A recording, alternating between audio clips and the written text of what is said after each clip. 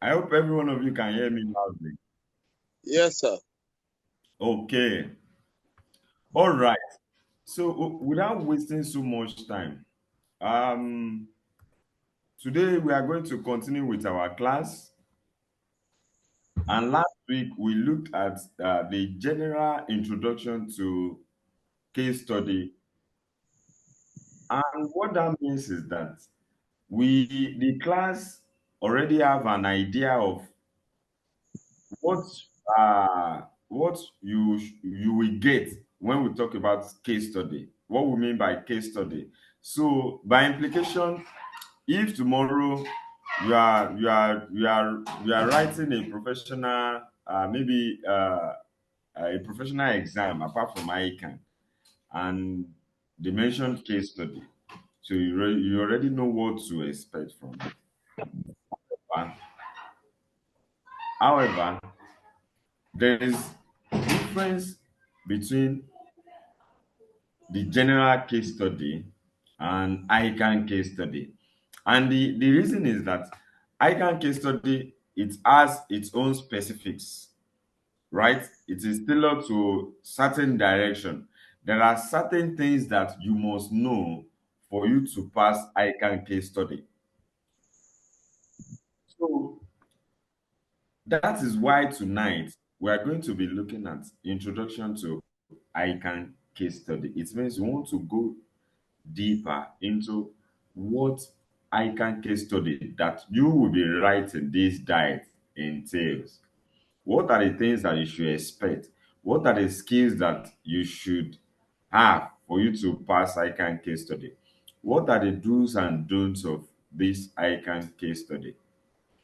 And after that, if we are able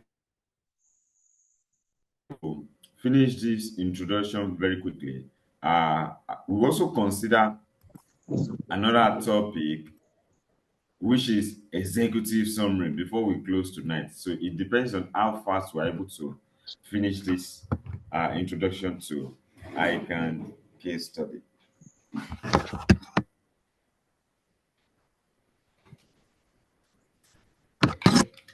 So without wasting so much time, why? I don't know if you have asked yourself this question. You know, sometimes you just need to think about things, what you are doing. Maybe you have a time, you are meditating, and you just feel that, okay, why do we have to write case study among all the papers we have to pass? Why? Why is ICANN asking us to write case study before we can qualify? Okay. Now, the reason is that the reason why you are writing this paper is that ICANN want to groom you to become a business advisor.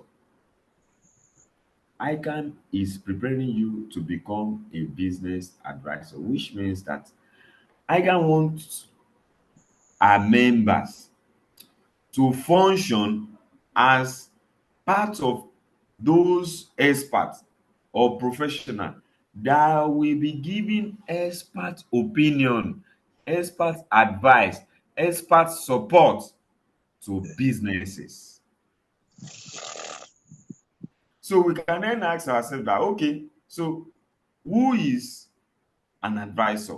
Who is a business advisor?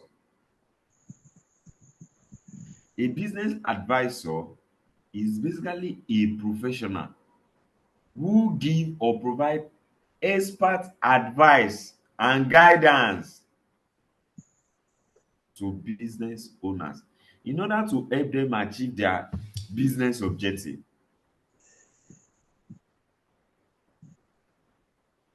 So, so it means that once you qualify, you will be in that position to provide expert advice, support to businesses, which could cover different areas.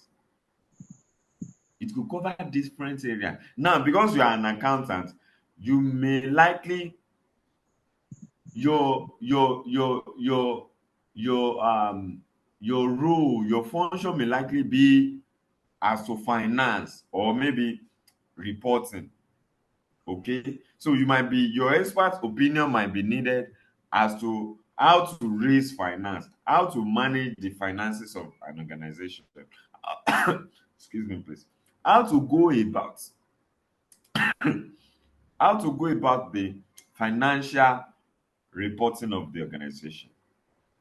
Some other advisors could be, marketing advisor, okay, could be could cover operations, could cover business strategy, okay. So what I'm trying to say is that as a professional accountant, you might equally as a professional accountant, and the thing is that I don't know if you already have the some of you that you have experience already, you will notice that there is hardly no business area that accountants do not have experience in. Is it marketing? Most of the time when marketing decisions are to be made, the accountant will be needed. He will be the one to give them data on how much has been spent on marketing in the past, because he or she already have the data about the marketing cost. He can start to think about it that, okay, what is the percentage of marketing cost to revenue? Is it too much? Is it too low? What is the implication of expending marketing uh, expenses on the performance of the organization? He already knows these things. Then he might also be called to give his own opinion. Is it about operation? The accountant will see how the business operation is being run. He will see that some business operation is just is just making the organization to expend money, which might be termed unnecessary. So most of the times, the accountant will have business knowledge, business experience in different areas of the business. Now, the reason is what I've just said, is because every data, every information will pass through the accountant. When they want to pay for marketing, they want to pay for this, they want to pay for that, it will pass through you. You know about those things.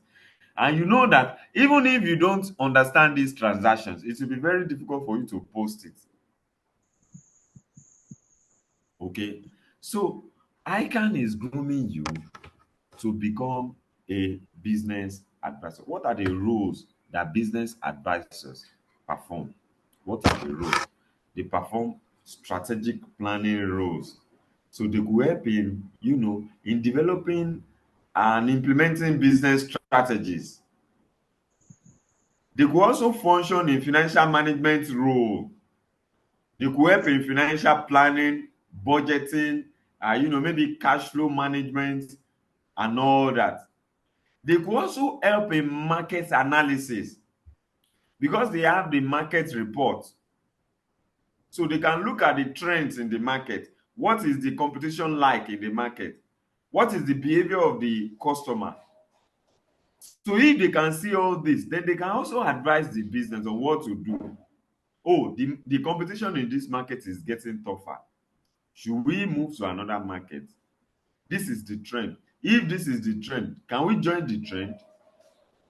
This is the way the customer behaves. Oh, when you increase the price in this market, your customer will still continue to buy. Meanwhile, the business owners, they are saying, no, don't let us increase the price, oh, because they will not buy it.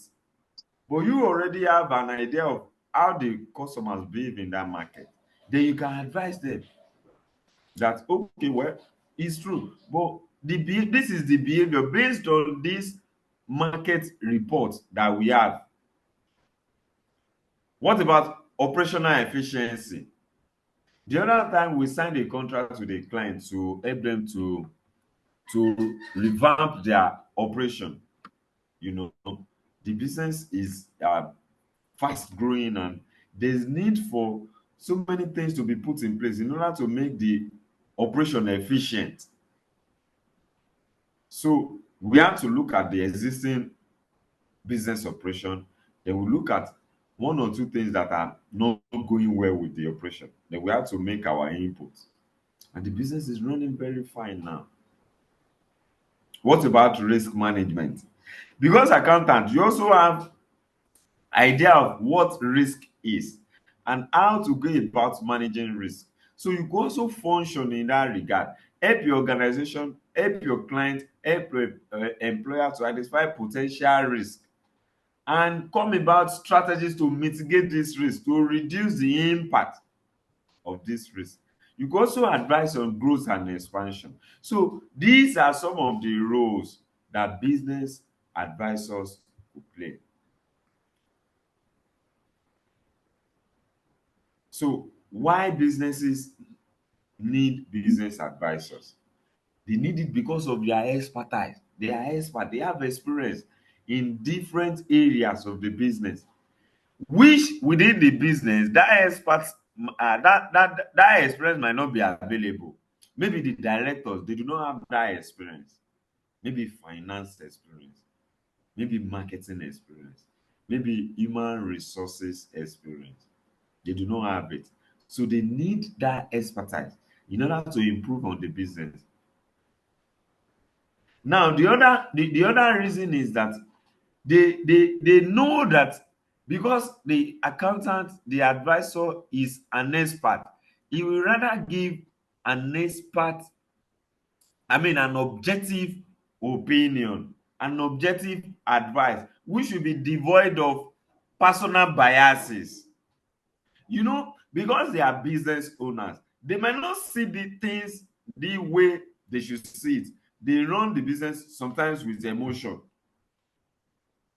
But as a professional, you will never give advice based on or emotion.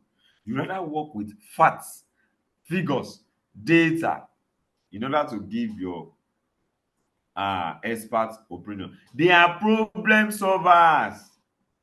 Business advisors are problem solvers.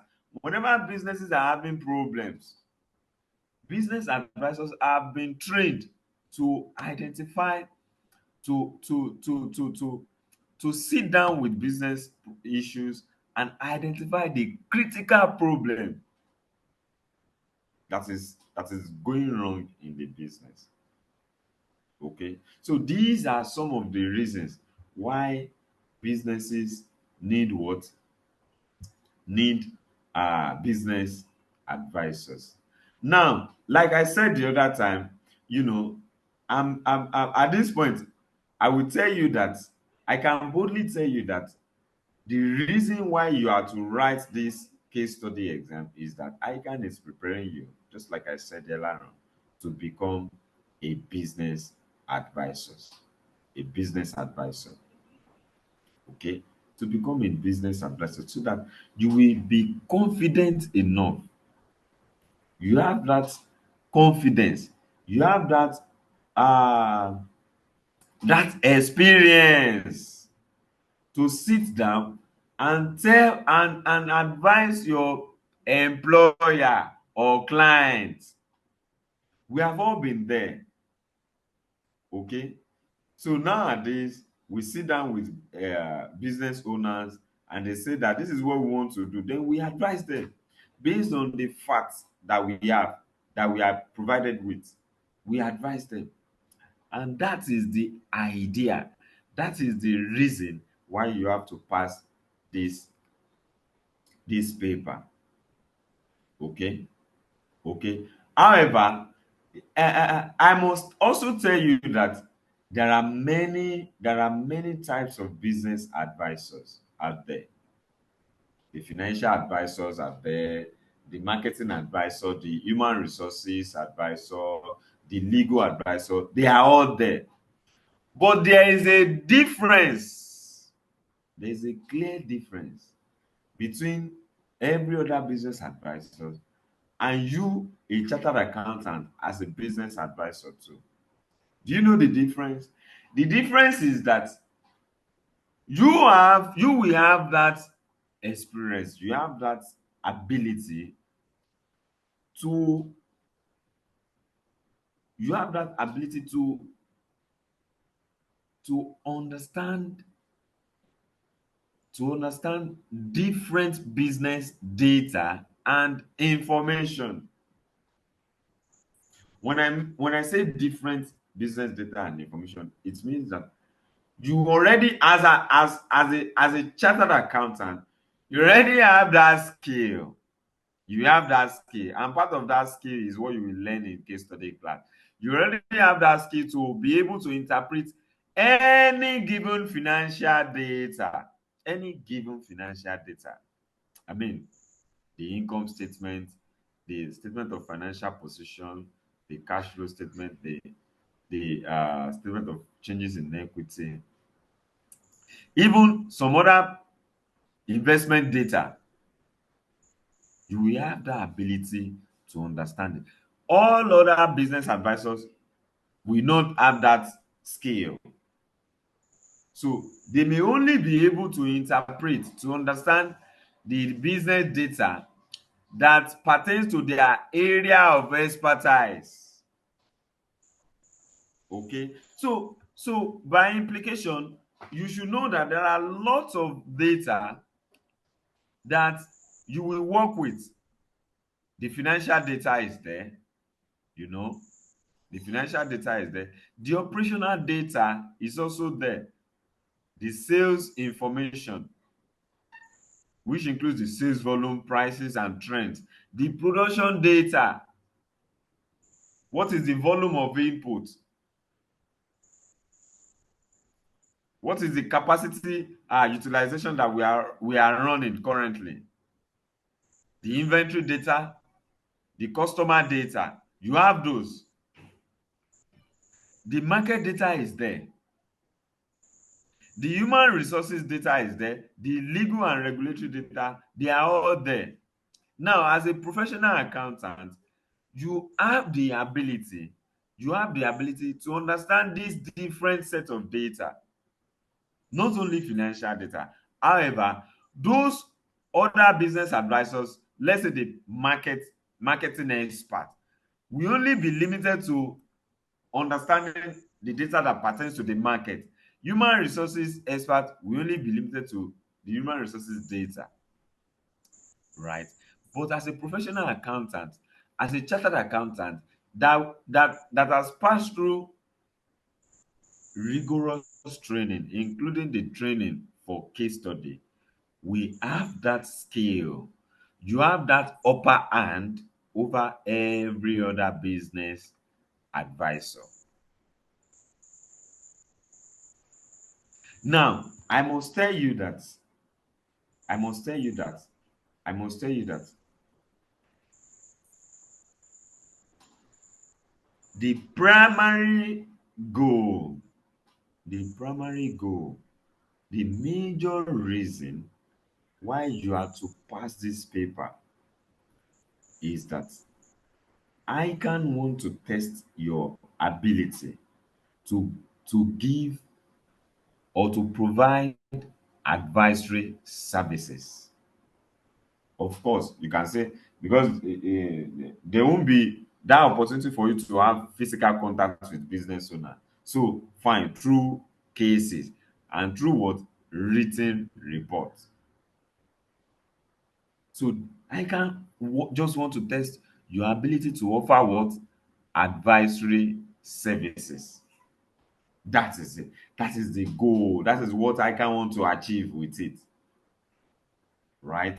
Now, don't lose focus on why are we having today's class. You want to know about ICANN case study. Why you have to pass ICANN case study before you qualify. Now, How will they achieve that? How can they test your ability to offer advisory service? Yes, they will do that. They will do that through what? Through the assessment of your understanding of interrelated business issues. Yes, they will give you more complex business issues. And I can tell you for free that you have been writing case study exams before, even in ICANN, but you may not know. And I will show you today. You know all the question one that used to carry about 30 marks. Have you noticed that they are case related? Yes, those are cases. But the case study you'll be writing is far, far more different from those cases. Those are cases that are just based on single issue.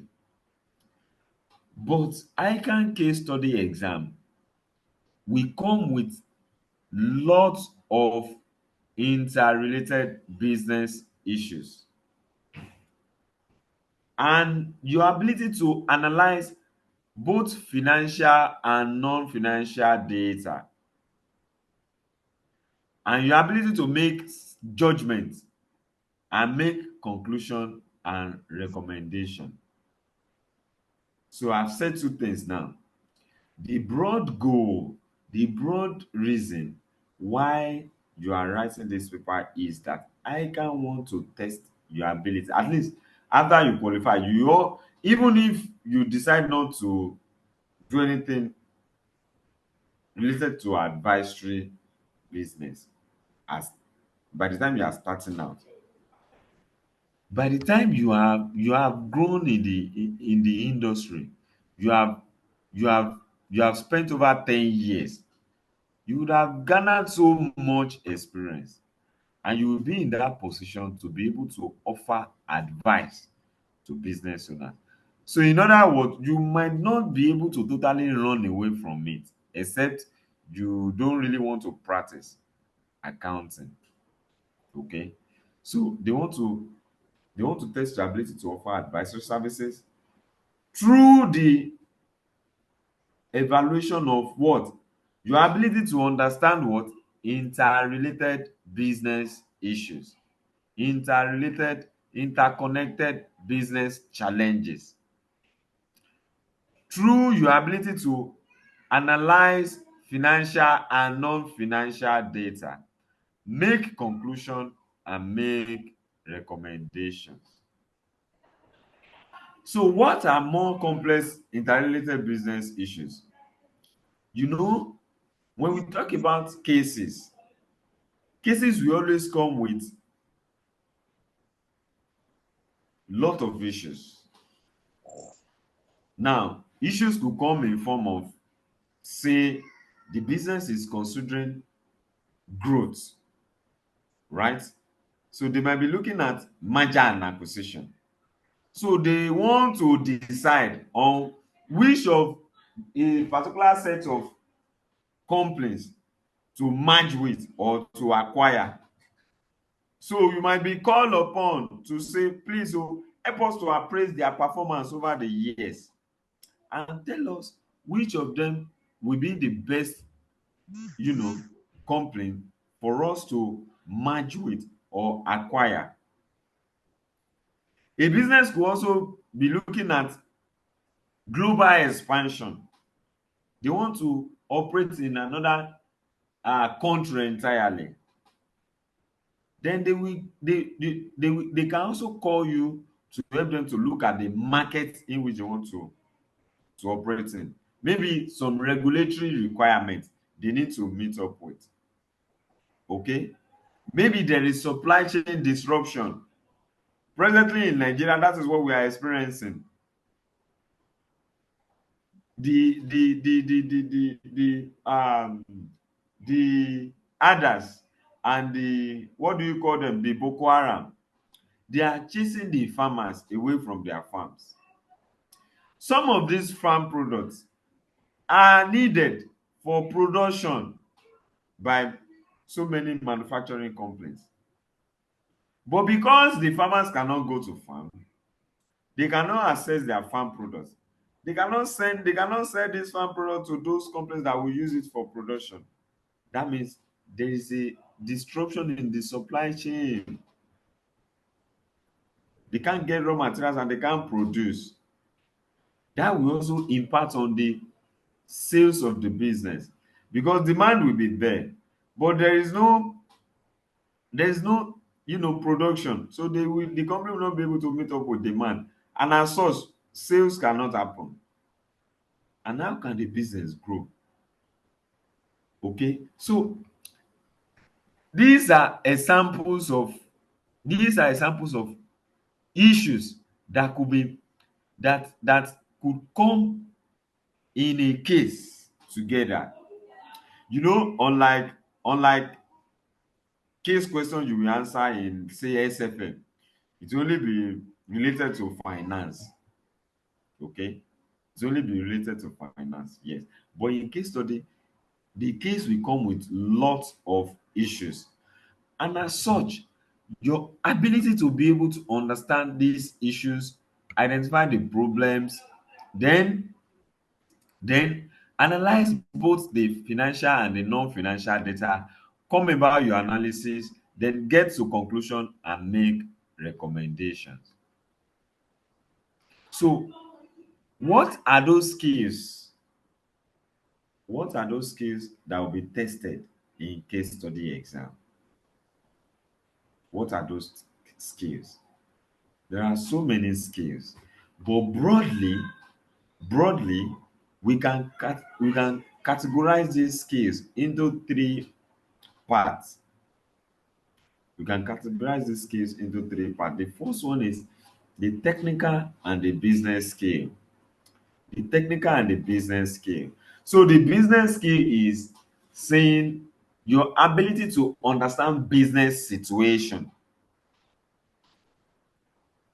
That is business skill. Your ability to understand business situation. So let me give you an instance. And this is the same instance I gave in our physical centers. I say that, let's take for instance, you have a case and you do not have so much information about the issues that the business is currently facing. But the only information you have is the stage of the business in its life cycle. So if that is the only information you have, how can you then analyze the business issue based on that little information? So that means you have to be able to think it out. Those possible issues that businesses will be having in their various stages of the business life cycle. So if the business is in the uh, uh, uh, introduction phase, okay, if the business is in the introduction phase, it's just entering the market, what will happen? It means that the business must have incurred startup costs, right?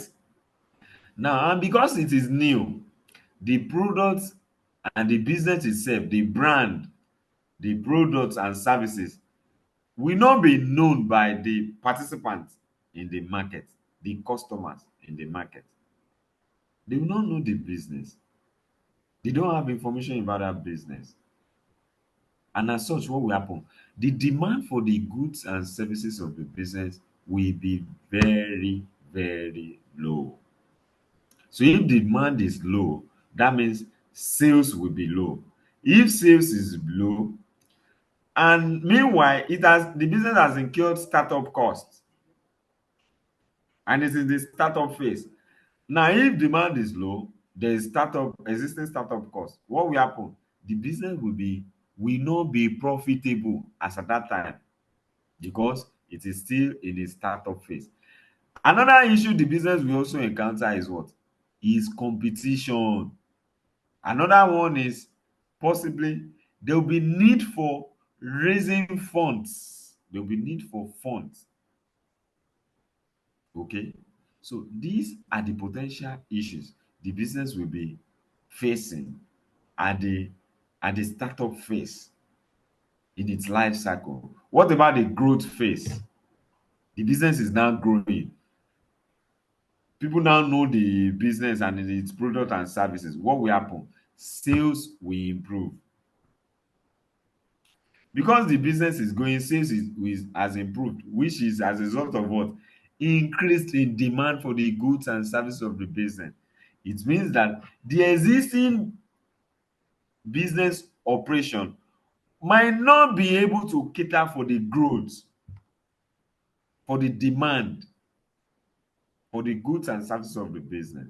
What will happen? There will likely be the need for the business to increase in operating expenses, including employing more staff to perform the business operation.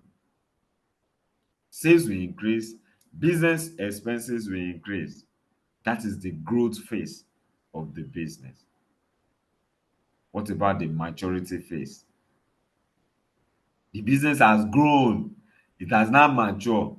Growth is almost not moving, it's more like stagnant at this stage.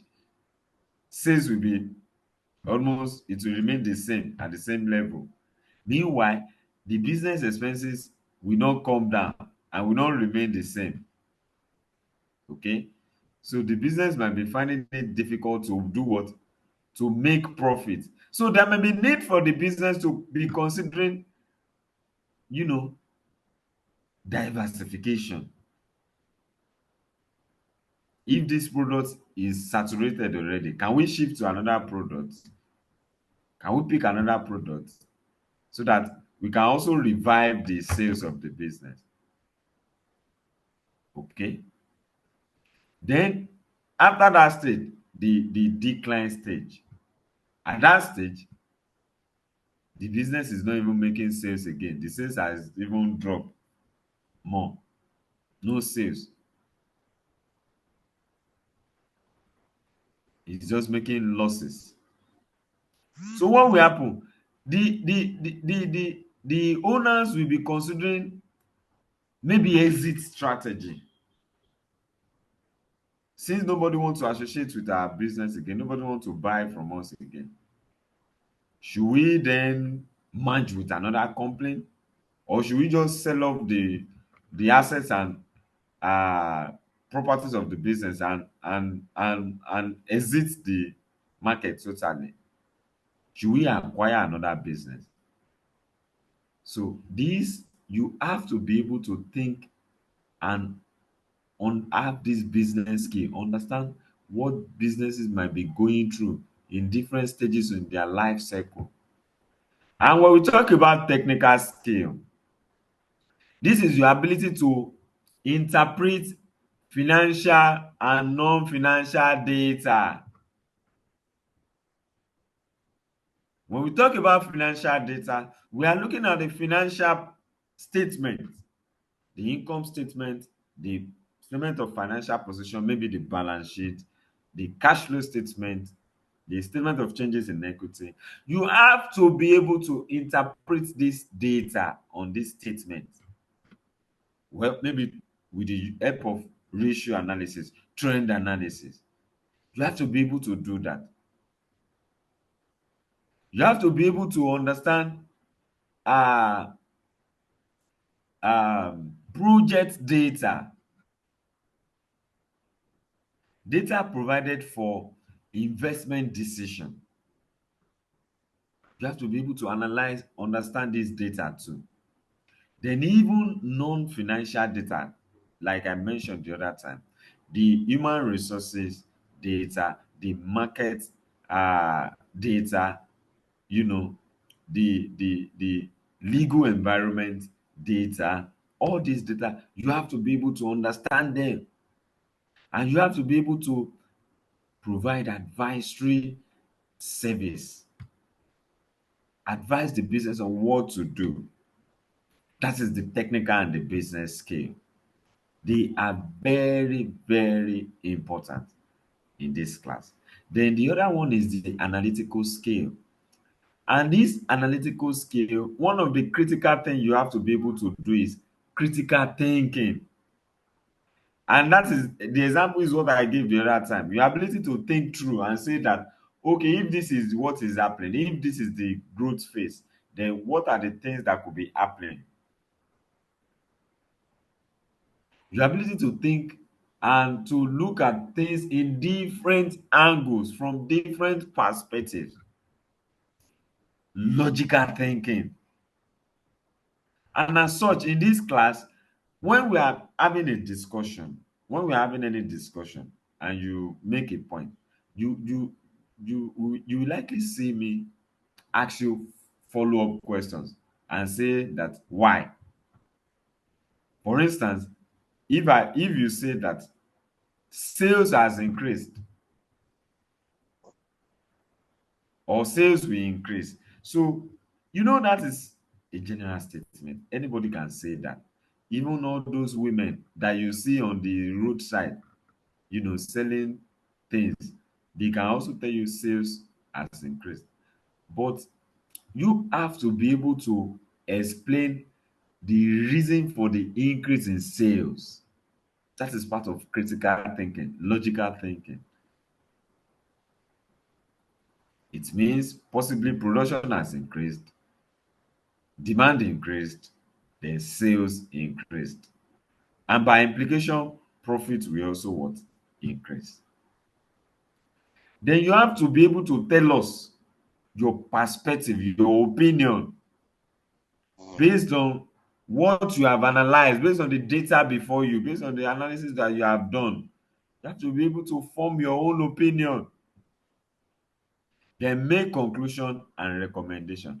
Meanwhile, when we talk about analytical skill, for the purpose of this exam, there are three important analytical skills for this exam. There are three important analytical skills. And when I say these three important analytical skills, I mean that this is what I mean. In SFM, for instance, there are about over 30 topics to be treated with you that your lecturers will likely treat with you.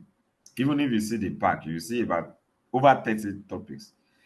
Even your CR, there are over 30 topics too there. Now, in case study, there are just three topics that we need to consider.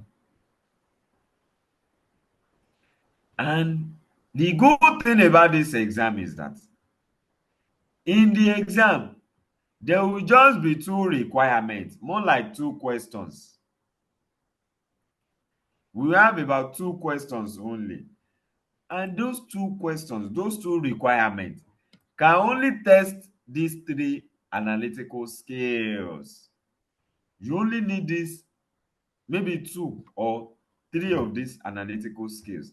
Last diet, these three analytical skills was tested in that case. Okay, so your exam can only test these three analytical skills. What is the first one? Financial statement analytical skill. And anytime you hear me say financial statement analytical skill, just know that we are talking about how we can analyze the skill that we need to analyze the financial statement, including the statement of profit or loss, another comprehensive income, statement of financial position, the cash flow statement, the statement of changes in equity, and the notes to the account. The skill we need, what are those skills? We have lots of those skills. We could have the common size analysis, the vertical analysis, trend analysis, ratio analysis. These are some of the skills that we can use to analyze the financial statement. Then what about the financial data? Now, you know that we always have some financial data that you will never find on the financial statement. For example, cost of capital.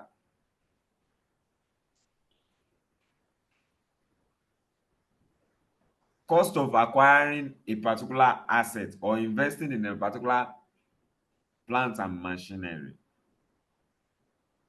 cost of starting a new branch of the business,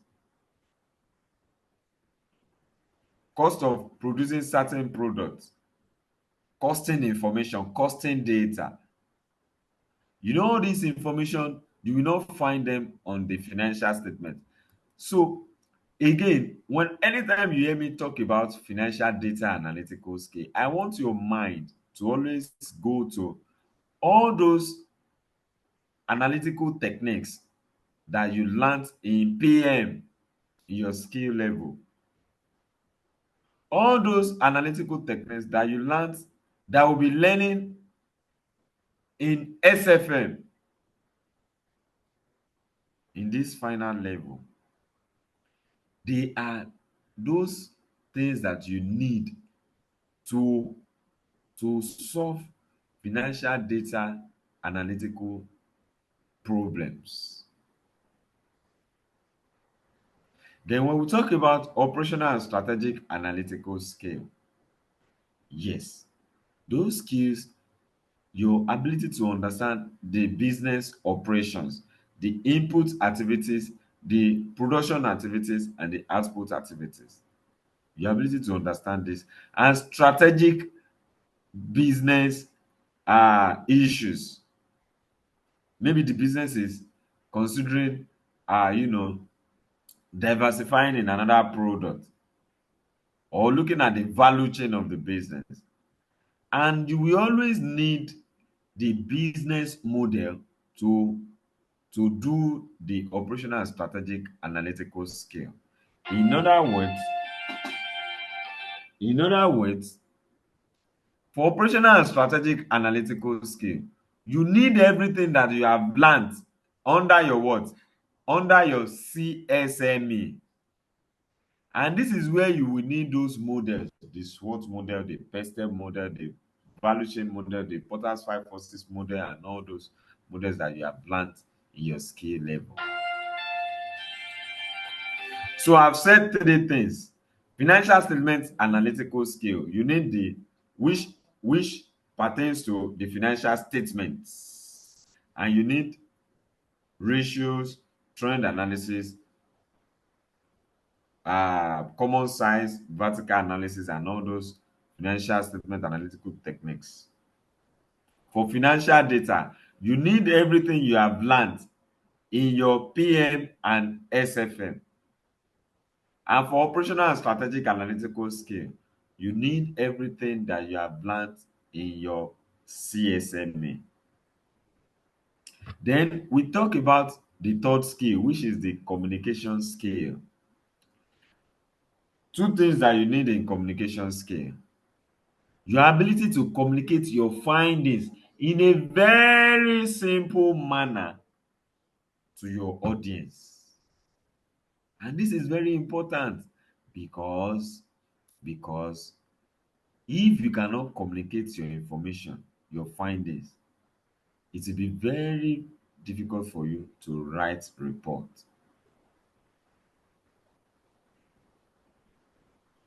And what you will find is that,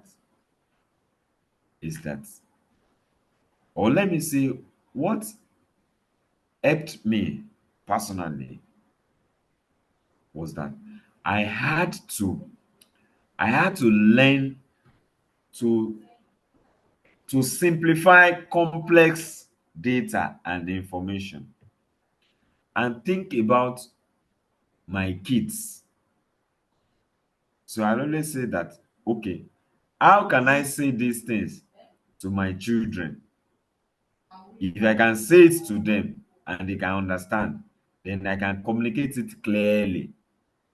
You know, when you are talking to the kids at home, you cannot speak big grammar. Yes, the same thing is applicable when you are communicating your findings in the exam. You have to learn how to write very simply, write using simple sentences. Okay? And that is why you have to learn how to write report. And the only way to learn that is by practicing. You practice. Then you have to be able to organize and present your point in a very good manner or format, in a well structured way. So to recap now, there are three basic skills that you need: the technical and business skill, the analytical skills, and the communication skill. And again, when I talk about communication skill, your mind should always try to report writing. This is where you must learn how to write reports. You must be able to write report. Now, there are other skills that you need for case study. There are other ones. You know, you have to be able to identify business issues. You have to be able to apply your technical knowledge. Now, when I say technical knowledge again, those are the things that you have learned in other papers. Okay? Those are the things that you have learned in other papers, particularly those things I mentioned under the analytical skills. And those ones I mentioned under the technical skill, your ability to analyze financial and non-financial data. It is very, very important. You need that knowledge here in this exam. You must be able to understand the business situation. That was the life cycle. That was what I was mentioning the other time. Understand the business scenario and wider issues. Those other issues outside the business, like the economic situation, the impact of economic situation on businesses. Look at the Nigerian economic situation presently. Recently there are reports of potential protest. So many businesses will be considering how to manage their operation during that time, because they know that that could result into serious issue and it could affect their business. you know the other time when there was the other time during the end SARS, you know many banks were destroyed. Even during the this Emefiele policy, many banks were destroyed. So you have to be able to understand how these wider issues affect businesses. Then how do you select appropriate tools for your analysis? What type of ratio do you need to analyze the financial statement based on the requirements? What type of model do you need to appraise the project? What type of business strategic model do you need to do the business analysis? Then you have to be able to pick relevant data. You have to be able to select relevant data for your analysis. Now, the reason is the way the case will be presented, it will come with different data.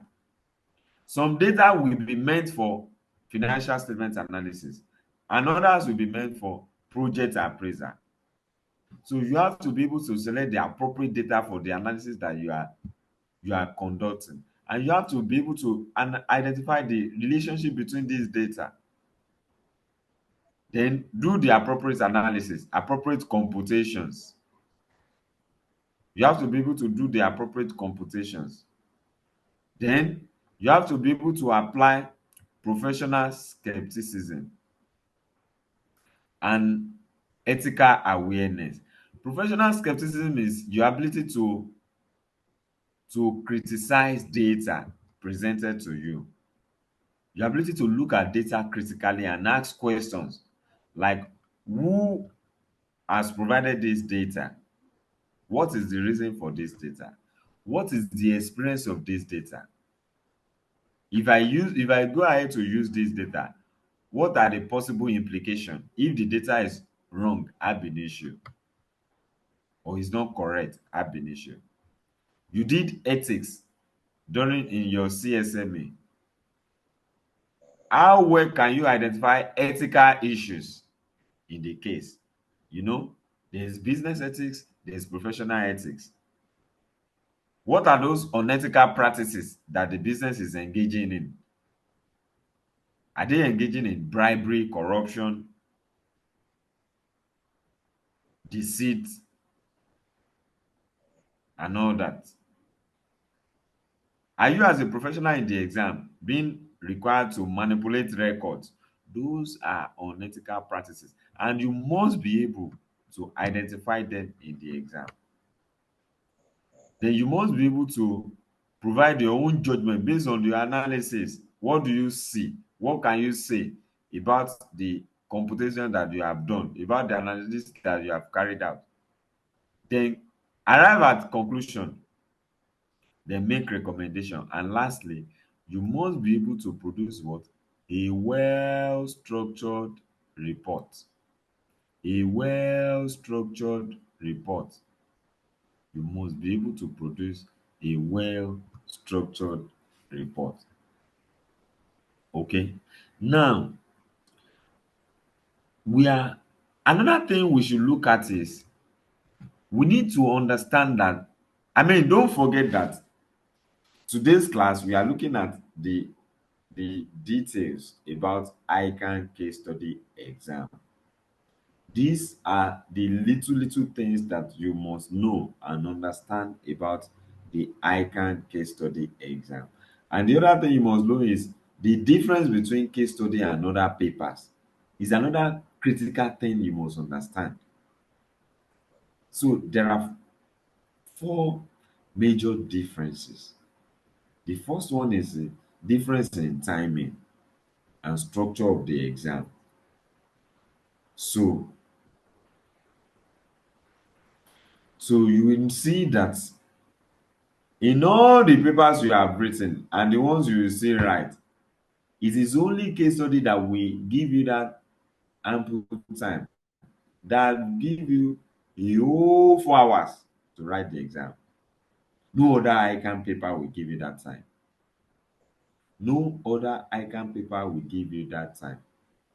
And the only thing that is required of you in that exam is what? Is to come out with a what? With a report. They just need you to produce a report within 4 hours. A report, though it is expected to be divided into sections and subsections. So because you have two questions, two requirements in the exam, so you are expected to say that to divide the report into two parts: section 1 for requirement 1 or question 1, section 2 for requirement 2 or question 2. So each of these sections can then have subsections, and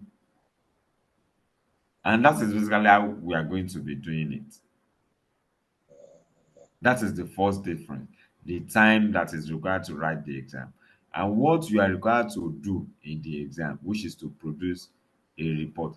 And let me tell you now, what you will see is that the 4 hours will never be enough for you in the exam due to so many reasons. One, because you are attending this class, and by the time we'll be done with this class, I would have shown you so much about case study. You will know so much, and you will also be in the position of the examiners. Whatever they know about this paper is what I will expose you to, which means you will have so lots of information in your head in the exam. And the thing is, you will have to discipline yourself. Hello? You want to ask a question? Who is that? Ekpo.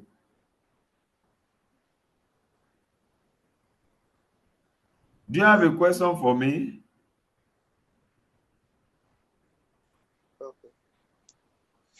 Okay. Hello, sir.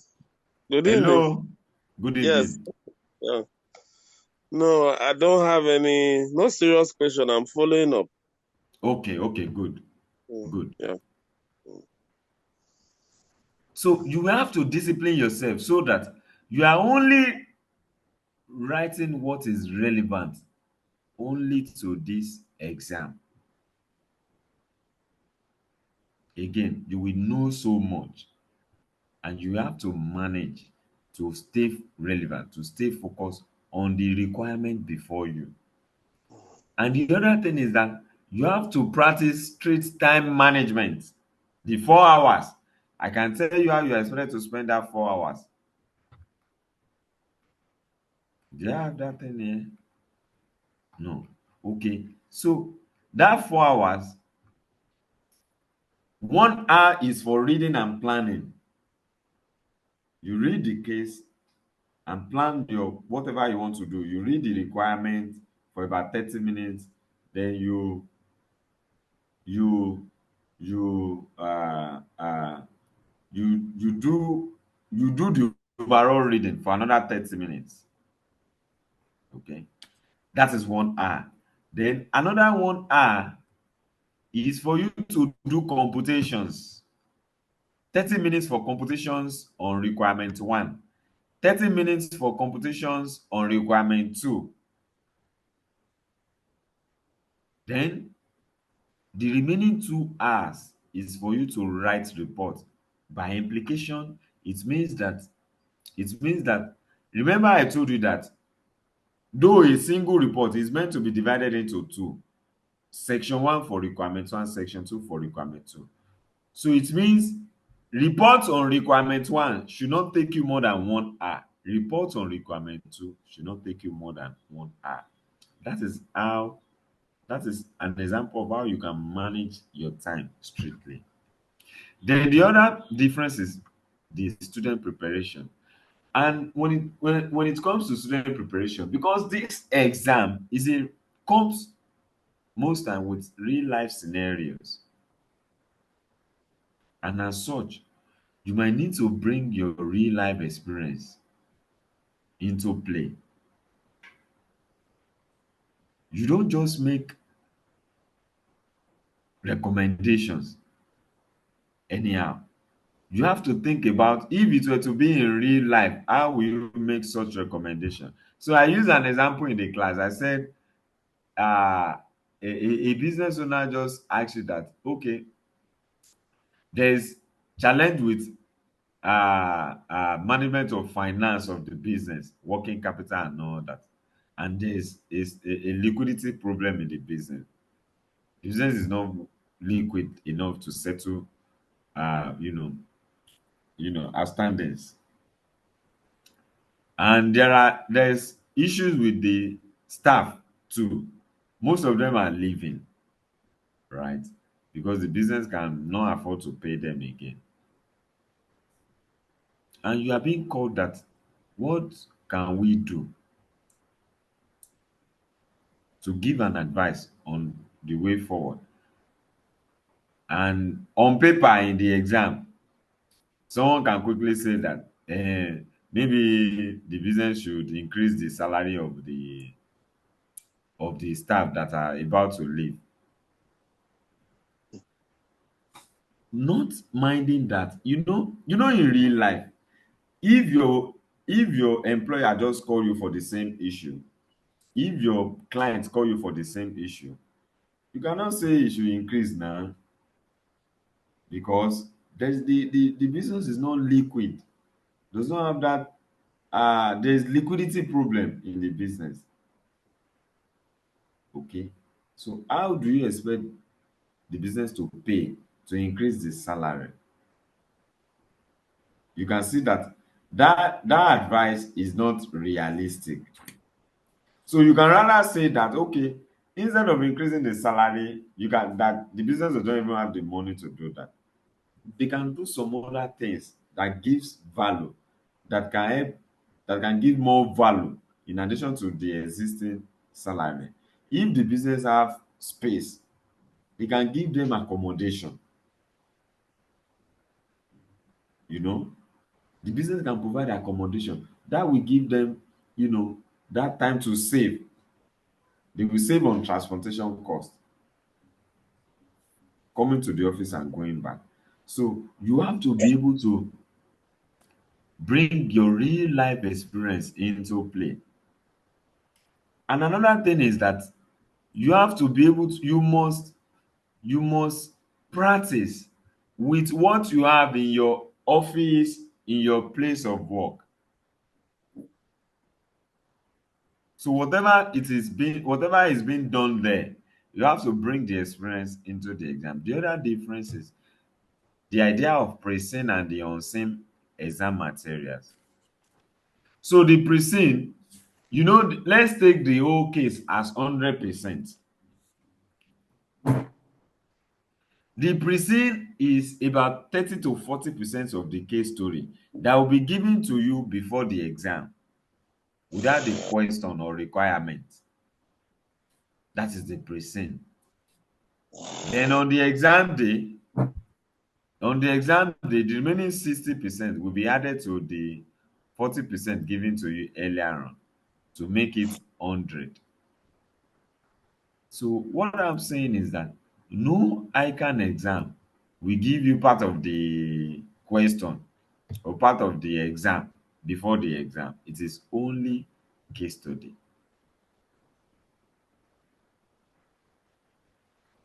And part of the things that we need to do with pre-seen is it will help us to understand the business. It also gives us that opportunity to do analysis on the financial statement of the business, because that's what we have.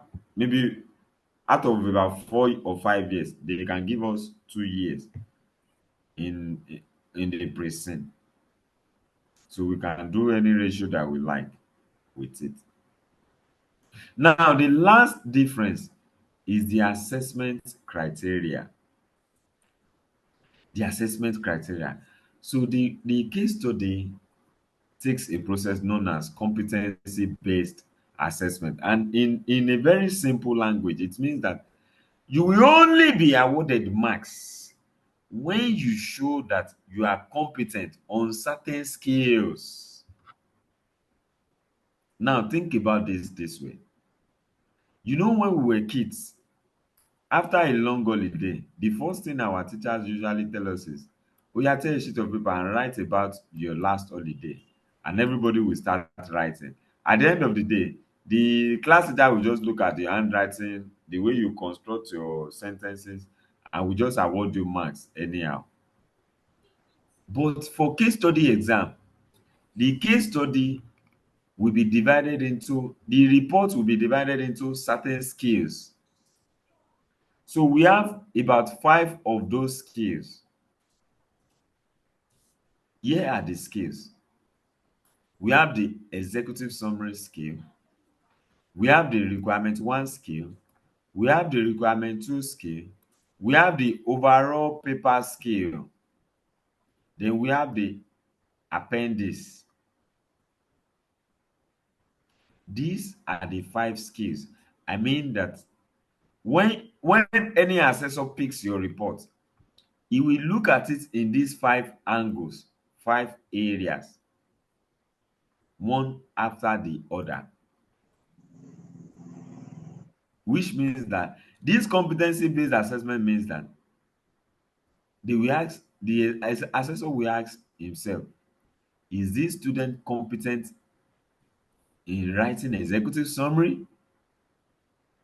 If you are competent enough, you'll be given the required marks. Is this student competent in writing on requirement 1? If you are competent enough, you'll be given marks on requirement 1. The same will be asked of all other skills. Now, these skills are not just like that. They are further broken down into sub-skills. And as such, executive summary, because if you pick executive summary, the question becomes, what are you looking for under executive summary? So the assessor will be looking for 5 things under executive summary. 5 things. 5 critical things. 5 major things. Under the requirement 1, the assessor will be looking for 8 important things that they need you to demonstrate. Under requirement 2, 8 important things. Under overall report, 2 important things. Under appendices, 2 important things. Meanwhile, there are 4 marks attached to each of these sub-skills. 4 marks, which means that if we multiply 4 by 5, we have 20 marks. That means there are 20 marks attached to what? To executive summary. There are 32 marks attached to requirement 1, 32 marks attached to requirement 2, 8 marks attached to overall report, 8 marks attached to appendices. So this is what it means. It means that what are those skills area? These are the skills, right? These are the skills that you need to demonstrate. And each of these skills, what are the actual thing that the assessor will be looking for? We have them here. So it means when an assessor is looking at your executive summary, he's looking at it in 5 different parts or areas. If you look at area 1 and say, is this student competent in this area? If the student is competent, that is 4 marks. Is this student competent in this second area? If that be the case, 4 marks, making 8 marks. Is this student competent in the third area? If that is the case, 4 marks, making how many marks? 12 marks. The fourth one, is it competent? 4 marks, making how many marks? 16 marks. The fifth one, 4 marks, making how many marks? 20 marks. And that is how the assessor will look at the whole report one after the other, looking at the sub skills one after the other. Now, what does this mean to you? It means that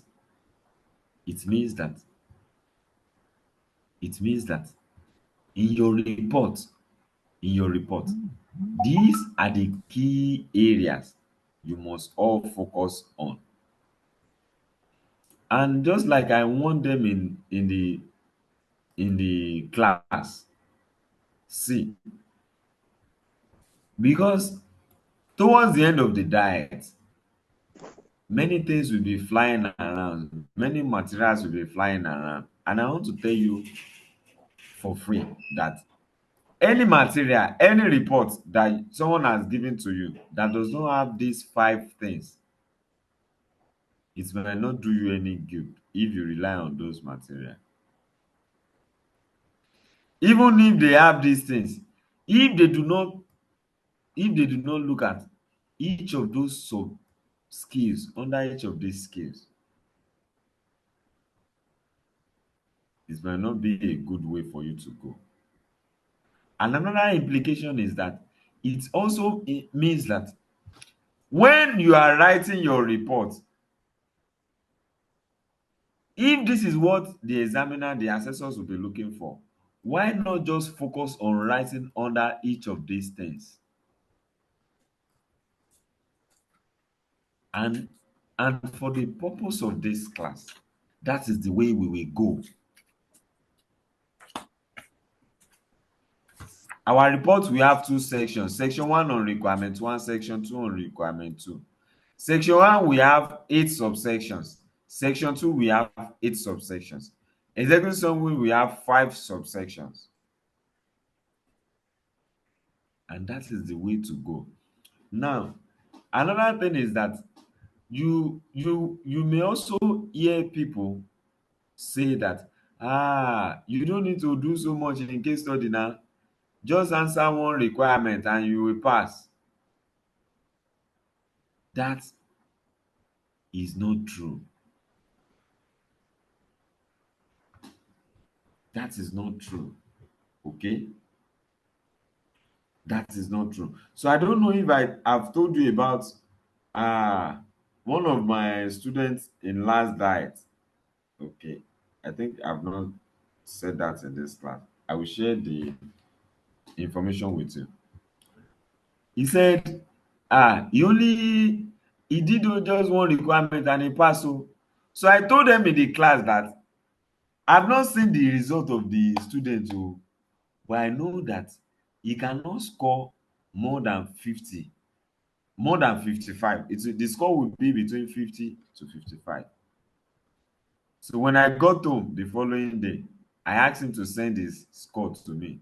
Do you know what he sent? I will share it with you on your group now. He scored exactly 50. Exactly 50 was his score. Exactly 50. And I also said that it is also possible that that is not the original score. He may have scored less than 50.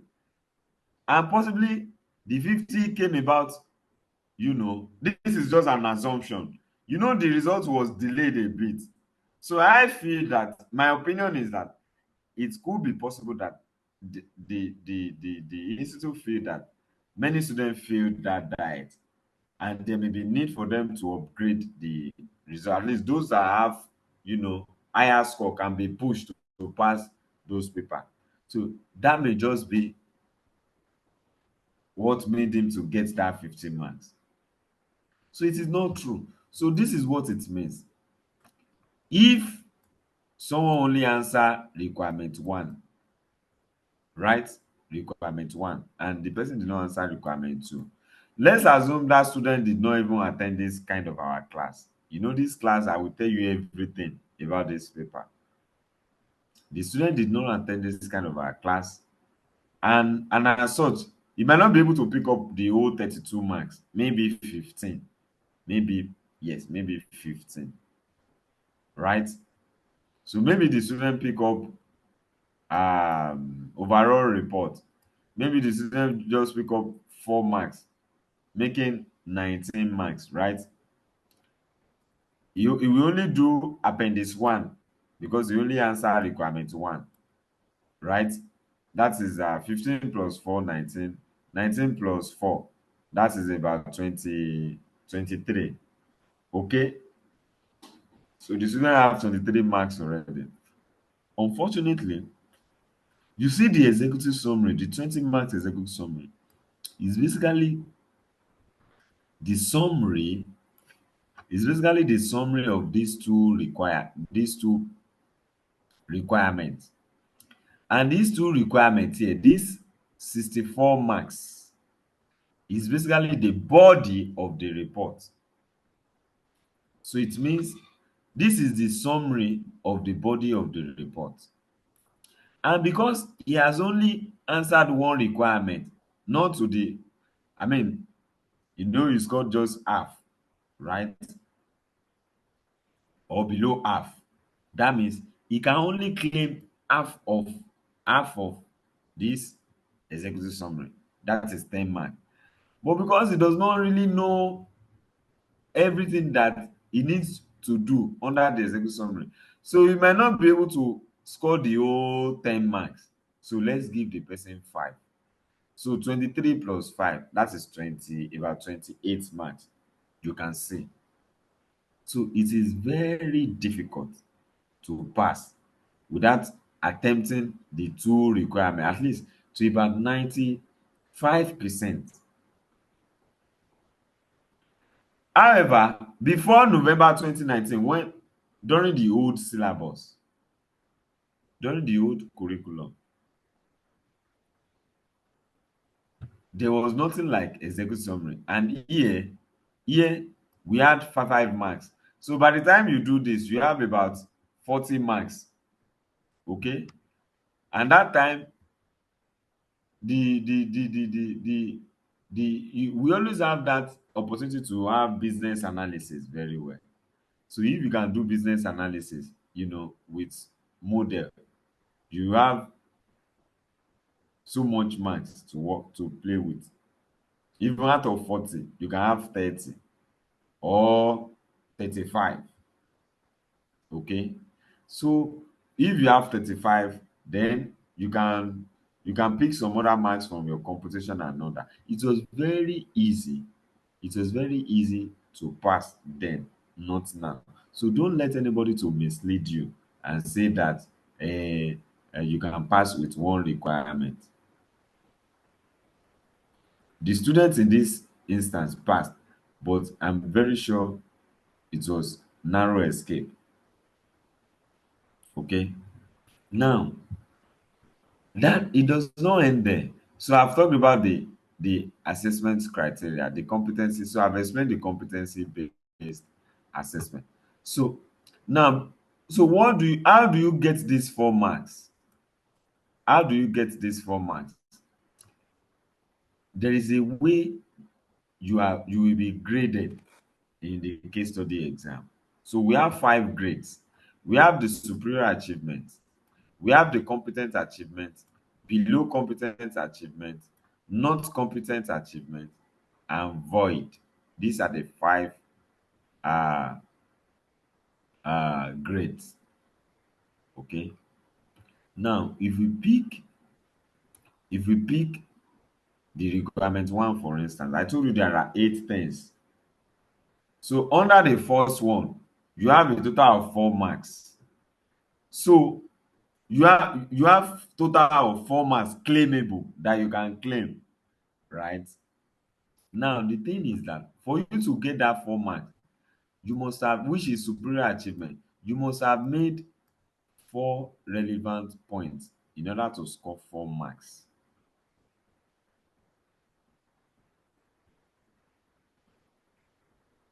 Are you with me? You must have made 4 relevant points to score. So let's say under the first, you know, please, under the requirement one, I told you that there are 8 things. Let me see. Let me see. I want to do something so that you can get this thing clearly. Yeah. Please, I want to, because I'm using PDF, I can't write. I want to write so that you understand this part very well. Okay, I think I'm looking for docs.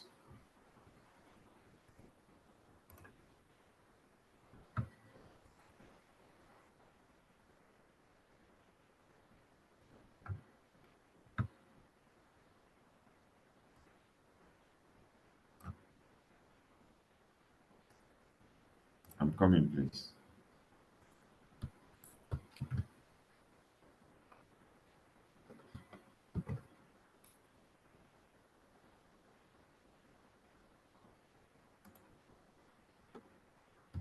Okay. All right. Let me share.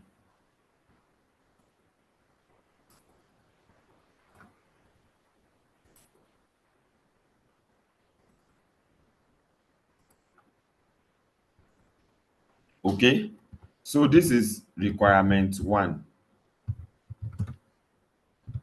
Under that requirement one, I told you that there are 8 things. 1, 2, 3, 4, 5, 6, 7, 8. These are the 8 sub skills under the requirement one. And we are saying that ab initio, there are 4 marks claimable, right? There are 4 marks claimable. Okay.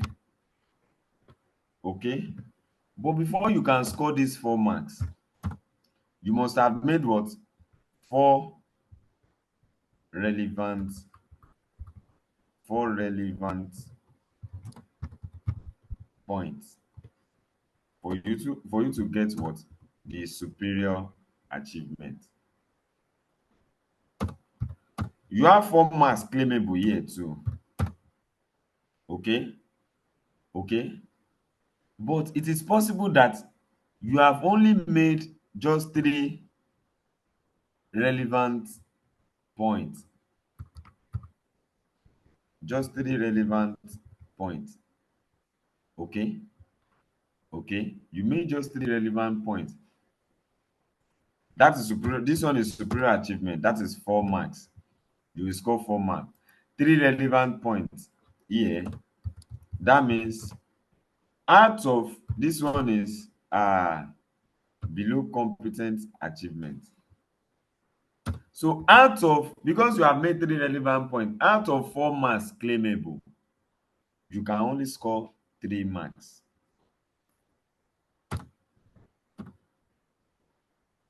You have 4 marks claimable here too, but you have only made two what?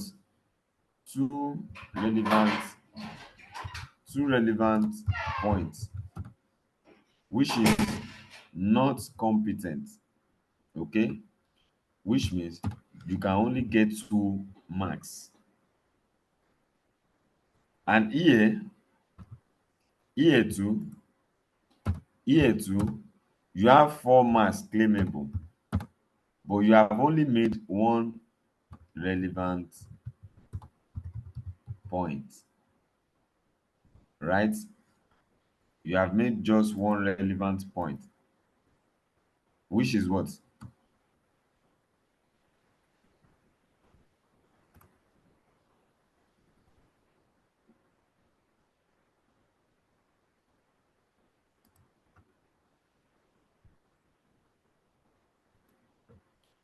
This is competent achievement. This one is below competent achievement, and this one is not competent, which is 1 mark. Okay, now for 4 marks claimable, but none of the points you have, though you have made so many points, but none is relevant. 0 relevant points. This is void, and that student will get 0 here out of 4. Let's assume, let me just copy this one here.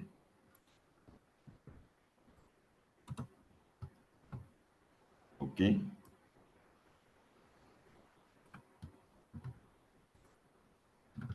okay,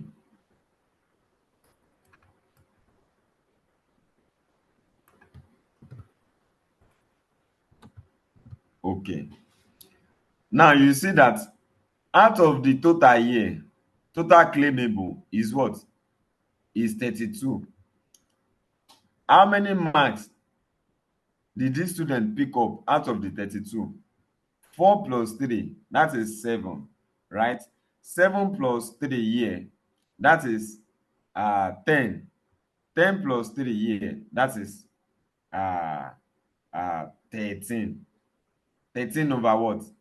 13 over 32. I hope you get that. Hello? Yes. Yes, You sir. get the illustration? You get the illustration, Abi? Yes, sir. Okay, good. Good. So that is how grades are awarded. So by implication, it means that when you are writing, you are also counting your points. I mean, this is the basic foundation for this class. While you are writing, you are conscious of the number of points you are making. Someone can decide to be making 5 points, 6 points. However, when you are making so much points, maybe 60, the more time you spend on writing, which might affect your ability to finish the whole exam. So you need to decide. But the minimum point you must make under each of these sub-skill is 4 points. Okay. Then before we leave tonight, I also need to talk about the case scenario. The case scenario is more like the case story, and it will come in form of, this case story could have so many information in it: the financial information, the market related information, the industry information, the information about business environment, economic information, lots of different information. And it will be given in form of exhibit in bits and pieces. It will be provided to you in bits and pieces. We call it exhibit. So exhibit one could be about the business environment. Exhibit two could be about the financial statement of the organization. Exhibit three could be about the financial data information about a project or proposal. Exhibit four could be about the industry. Exhibit five could be about the economic data, right? So it will be given in bits and pieces. So you will see example later on. So here is a note as given in your ICANN pack. ICANN said that the summary of the note is that whatever method you want to use in the exam should be that which you have practiced at home during your preparation. What that means is that however you want to solve the case in the exam, you must have practiced it very well, which boils down to report writing. It boils down to report writing. You have to practice. You have to write report. You have to write report. There's no two ways about it. I can teach you how to write it. Even if I teach you how to write it and you refuse to practice, what will happen is that you will use the real exam as your practice. Yes, that is what will happen. And I don't want you to imagine the possible outcome of such practice using the actual exam to practice. So in this class, we must practice report writing. Okay? Okay. Now, okay, I've talked about the uh timing. So the other thing you need to know about the case study exam or the material in the case study exam is the requirements. So the requirements are the questions. Usually there will be two requirements. Okay, two requirements. And I told you that these two requirements will test those three analytical skills I mentioned the other time. So this is how the requirements could look like. This is November 2019, one of the diet that we will practice. November 2019 diet. So this is an exhibit on its own. So this is a mail from from this person, which is a partner in the firm of chartered accountant, to this person who is a junior accountant. So he gave all this information and all that. At the end of the day, he said, please draft for my review a report addressed to the board of DFFP. The report should comprise a review of this and that, and one and two assessment of this. Now, what you will notice is that there is no title that says requirements, so that you will not be looking for requirements in the exam. God forbid. Because I've seen a student that called me and said, Mr. Lekon, hey, no, that it has been long ago. I've searched, he said, Mr. Lekon, do you know that there is no requirement in this case? And he was even doing shakara, like he was so sure. I said, no requirement in the case. That's not possible now. So he was only looking for where it will be stated that requirements. Okay, it will come in form of request, task. Okay, and this is for March, July 2020. You see, the same way.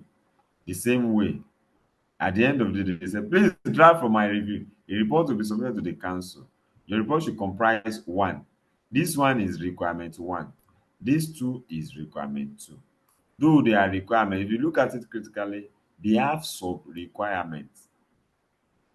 They have sub requirements. Okay.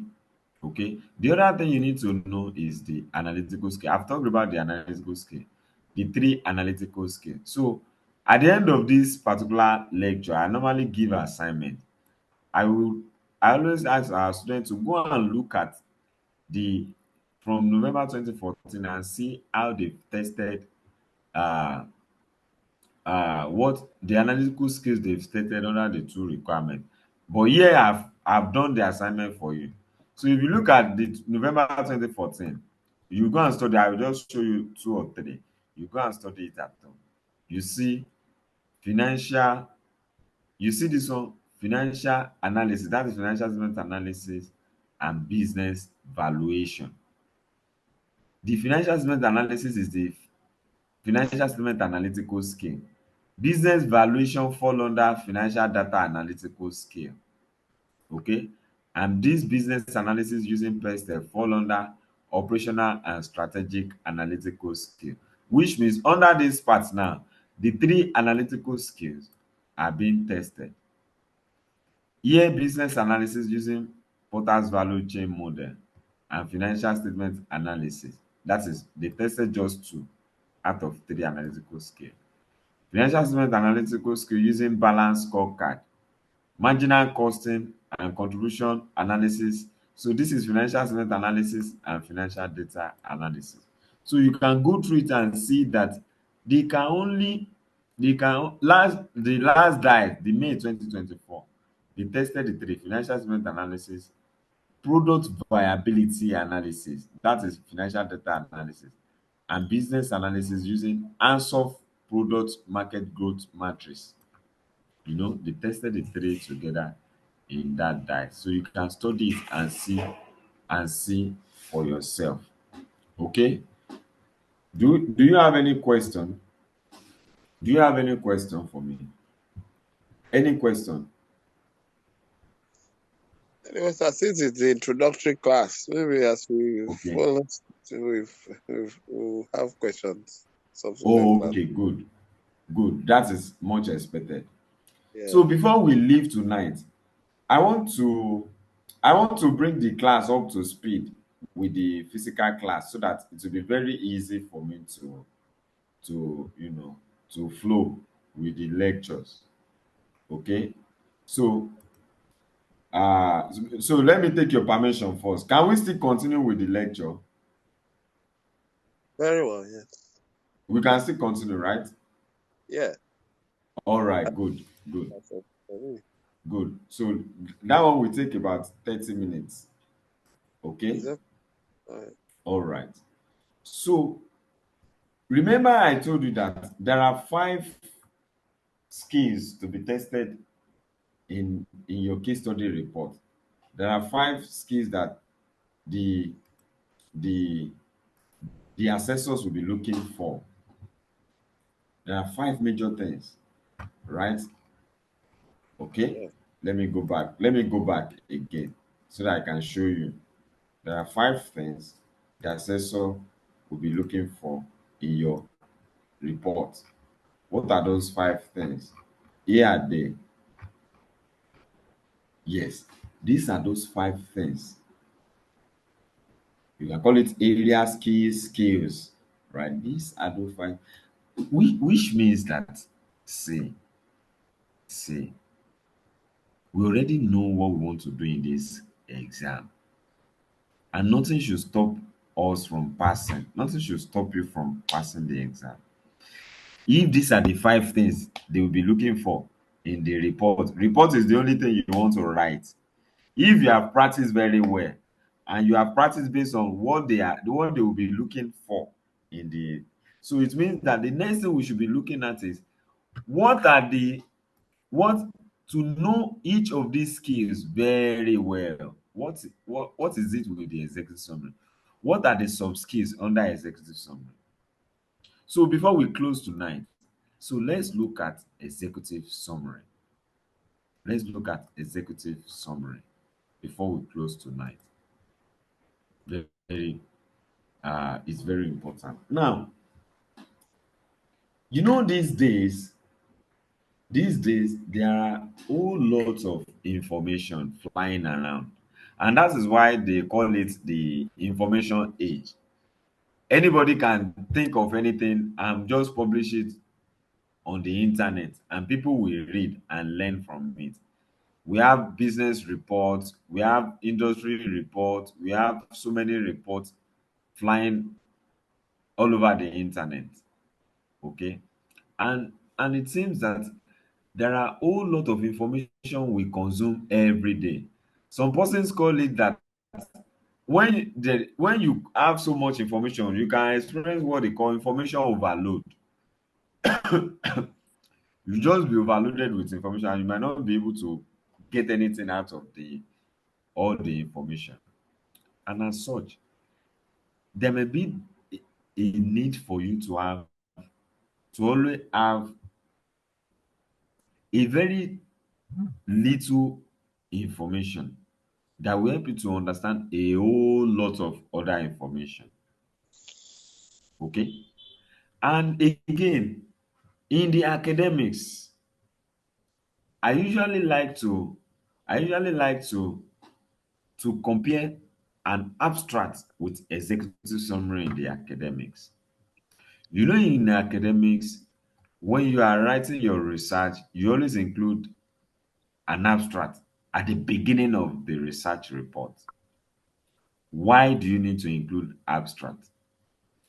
Because when a new researcher wants to start a research, there will be need for the new researcher, to look for information, to look for to back on what others have done that relate to the current research topic. You want to research on artificial intelligence. You are not the first person that will research on artificial intelligence. So thousands of people must have done something on artificial intelligence. So you need information about what others have done on artificial intelligence, to help you do your own research. And as such, you need to download journals, articles, reports, so many information. And the only way you can know if this information will be useful in your own current study is to do what? Is to read it. Now think about how you can read about 100 journals or articles. How you can read about 100 journals or articles? How? You will get tired, and as such, you won't be able to go ahead with that your research. You will get tired along the way. So that is why in the academics there is need for researchers to include what? An abstract on their report, research report. So what do you find on abstract? Someone like me, I work with journals and academic reports always, because I write research for students, mostly those students in diaspora. I write research for them. So I read every now and then. So what I've noticed in abstract is that you will find the purpose of writing that research on the abstract. Some other institution will ask their students to include the background, the problem that has led to that research in the abstract, the purpose, the problem. Then what method have they used? What method have they used to solve the research problem? Is it the qualitative research Babe, method, or is it the quantitative research method? babe, They will have Chetwade to Britain state Loba. it. Oh, Mrs. Lolade, you are Ah, disturbing us with your sorry. babe. okay, no, it's fine. It's fine. So you will include the purpose, the research problem. You will include the method, the methodology. Is it the qualitative research method, or the quantitative research method, or the mixed one? Then what is your findings? What did you find out in that research? What did you find out in that research? You include it. Then your conclusions. your conclusions. Some other schools will say add your recommendations. And as such, what I've noticed is that most of the time, I don't even need to read the whole journal or article or whatever report I'm reading. I don't need it. I only need to read the abstract, and I will equally know everything about what that researcher has done in that research. I will know everything. So that means that abstracts usually I see abstract as a stand-alone document. A document that once I see the abstract, I already know everything the person has done. Abstract in the academics is the same as executive summary in the business world. Because the executive who receive reports, they are busy set of people. While they are attending to this issue, they are attending to the other issue, they are reading report from different departments of the organization. They have a whole lot of reports to read. And as such, they do not have the time to read a lengthy report. So if they can get executive summary, a summary for them as executive, that will capture the whole thing that the that the researcher or the accountant has done in the research or in the work, it will be good for them. Okay, so what are the characteristics of executive summary? It is a concise summary. It is always straight to the point. It is a summary. You are compressing a large chunk of information to a smaller one. It is a standalone document. Once you read the executive summary, you should know everything about the whole report. You must include the purpose and findings. What is the purpose of carrying out the report or the analysis? Then what did you find out? What did you find out? What is your discovery? What are the issues that you have discovered?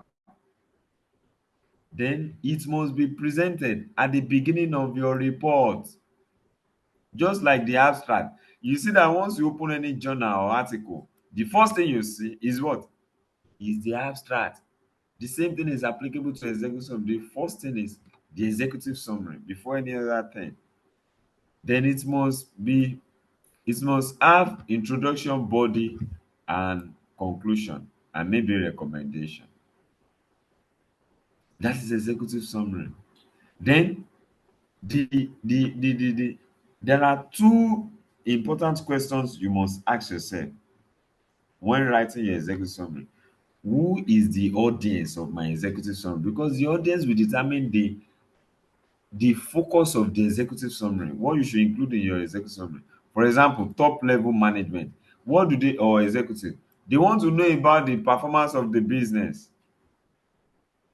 Okay? They want to know how the business has performed because they will report on the performance to the owners. Investors want to know if they want to know if they are the possible return on their investment if they invest in the business. Regulatory bodies, they want to know if the company is compliant, right? It means that you have to focus on their need when you are doing your executive summary. Then the other question is, which of the content of the report that I am summarizing do they really need to know? Which they need to know about the purpose of the report, the key findings, the conclusions and the recommendations, and the evidence or data.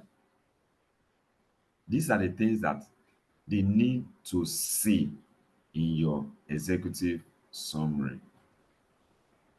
Then, what to include in your executive summary? What are those things to be included in your executive summary? I've talked about being standalone document. If it is standalone document, it must have the objective of the report, the findings, key findings, conclusions, and recommendations. And it must, as a requirement, executive summary, because it's a summary, it should not be more than a page. But I can say that maximum of 2 pages. Even when you are writing 2 pages, you will likely be repeating so many things. Okay, maximum of 2 pages. Then it must be written in formal tone, and you must avoid the use of first person pronoun. Our analysis shows that we discovered that I noticed that the reader will feel that that is just your personal opinion that is not backed with anything. But when you avoid using first person pronoun and use some other, maybe third person language, like the analysis shows that the findings shows that, okay, it means that those are based on what you have done, not on your own personal opinion. It helps you to maintain professionalism, enhances objectivity, support credibility. That is why you must use third person language in in making your point in your executive summary.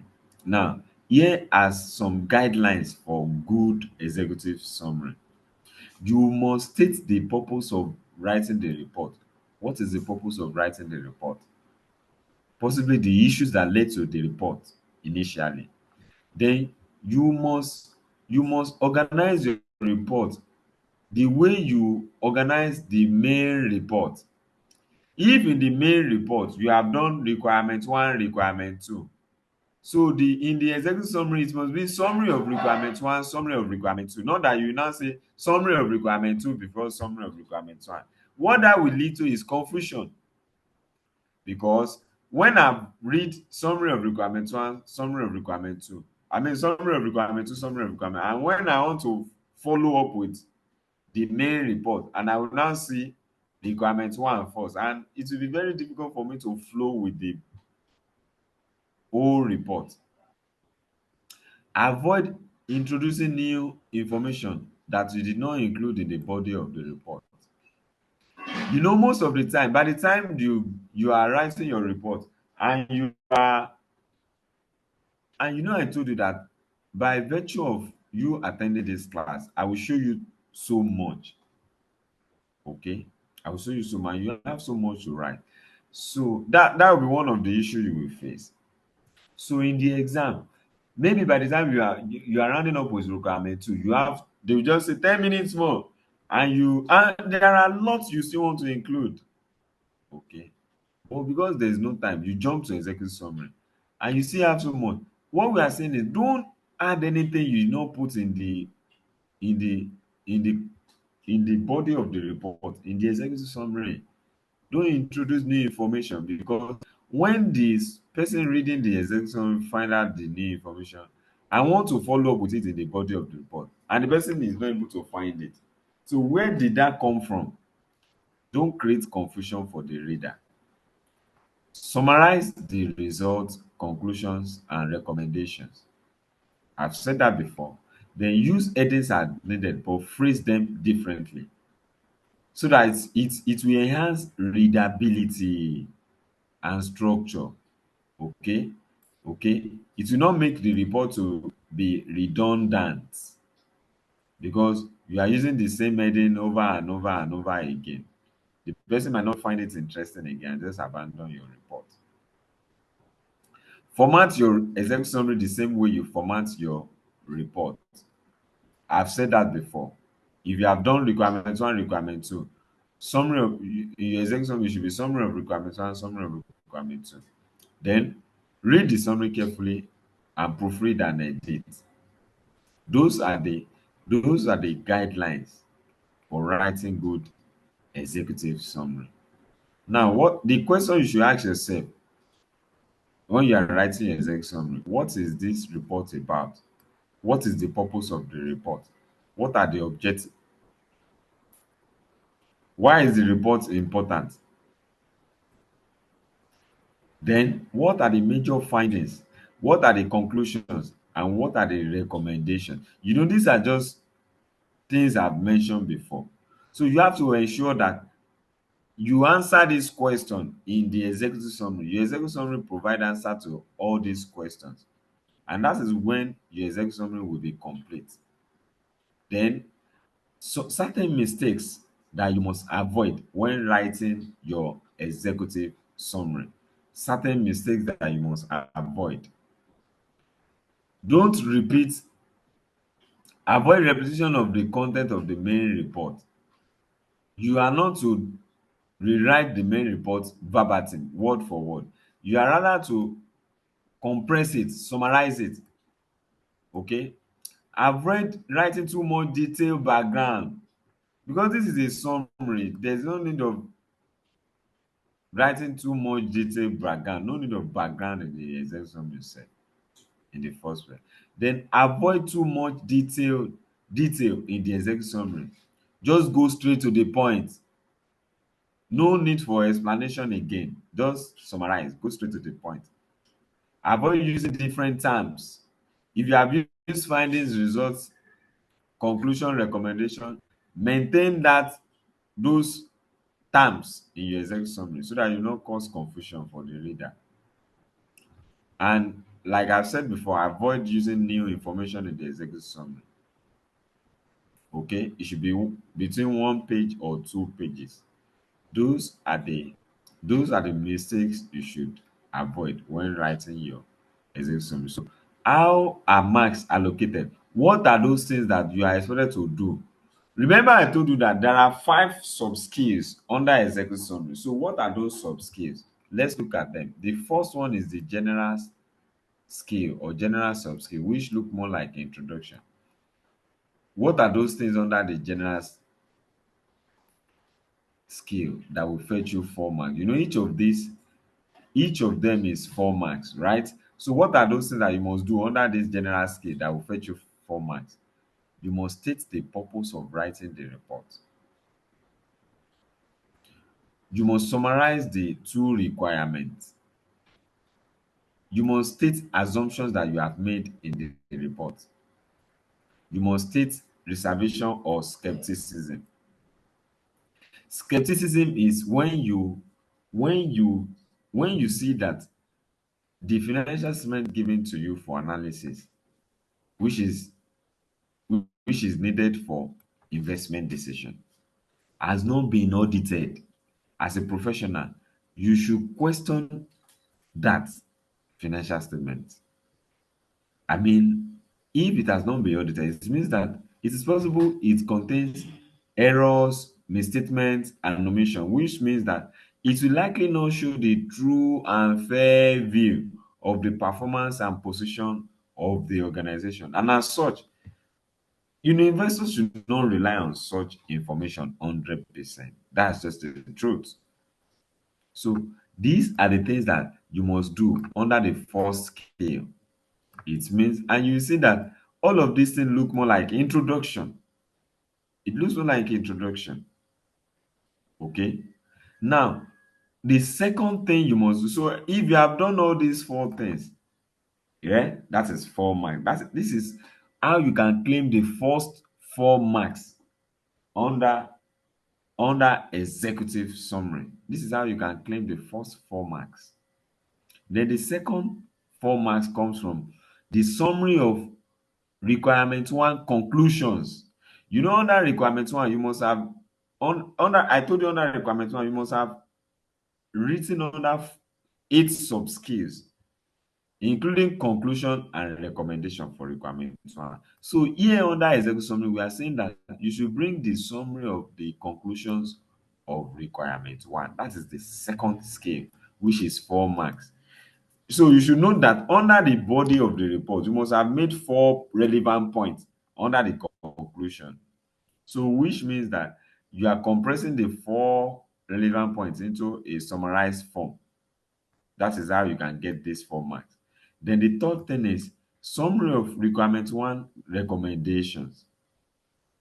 The fourth one is summary of requirement 2 conclusions. And the last one is the summary of requirement 2 recommendations. So these are the 5 things you must do under the executive summary and nothing else. And nothing else. If anybody is giving you any report, anything, and it does not focus on this thing, if you are practicing in a way and you are not focusing on these things, you are very, very wrong. And you might find it very difficult to claim the 20 marks under the execution. These are the things that you must do. And this is the gospel truth. So I can give you examples of executive summary. But since you know how you should, what are those things that are required, the things that are required, then you can also write it in such a way that will meet up with these requirements. Okay, then the format for executive summary. This is my own uh format. Yes, you have an introduction. Under the introduction, you know everything to include under the introduction, right? Then the body of the executive summary of findings of requirement one. However, I didn't mention something. You see that this executive summary is not complete because there is no findings. The reason is the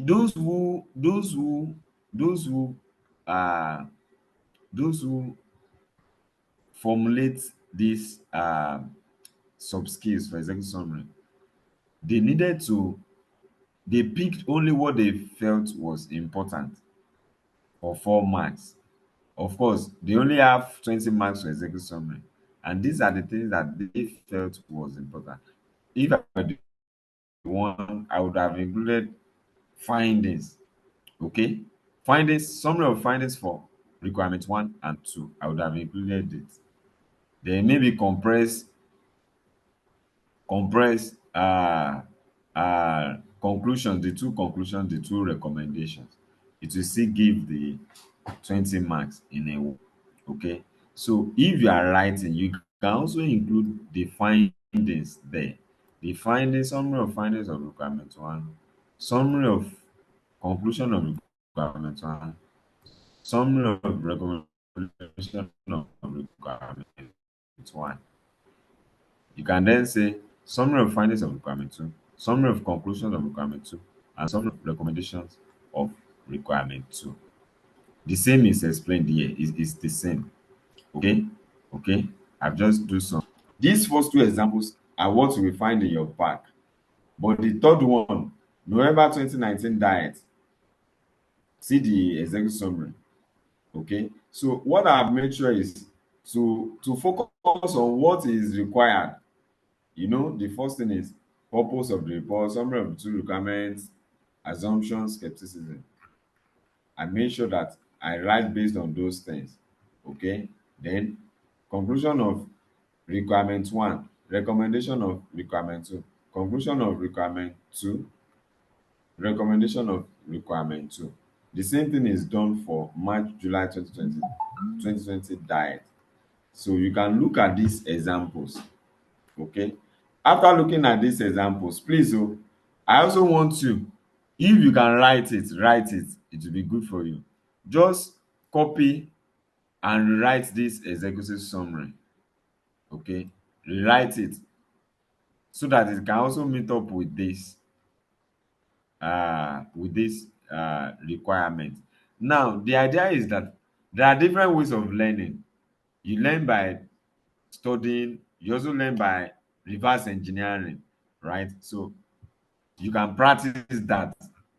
You will still write the complete report for me, but you can start by practicing that. Any question for me, please? Any question? Any question? So the assignment is what? For us to rewrite which particular one now? Because there are a couple of them there. Executive summary. Yes, there's the executive summary. Yeah, it's not only one. You know, that I've is written there. it. There are several. It's two. No, it's just Okay, these two. example. November 2019. Yes, this example 3 and 4. Write it for me. I hope everyone can do that. We'll try. It's okay. Okay, please try. Because we have already started the report writing, practicing report writing. Okay. So at the end of the day, if you have practiced the executive summary now, it's just by just rewriting it. You don't need to look for any information. Just rewrite it. Okay. Okay. So if you have practiced it now, when you want to, by the time you want to write the complete report, it won't be new to you, right? It won't be that, and that's what I want to try to achieve here. Okay. It's okay. Okay. All right. Any other question for me, please? Yes, sir. Good evening, sir. Well done, and thank Okay. you for everything. Well, I can't find this material on the page. I don't know if this particular one for Yes. executive summary is on the I'm sending page. it already. I'm sending it already. I've dropped it on your WhatsApp platform. Yes, I've dropped it. Thank you. Thank you, sir. Thank you. Okay. Any other question?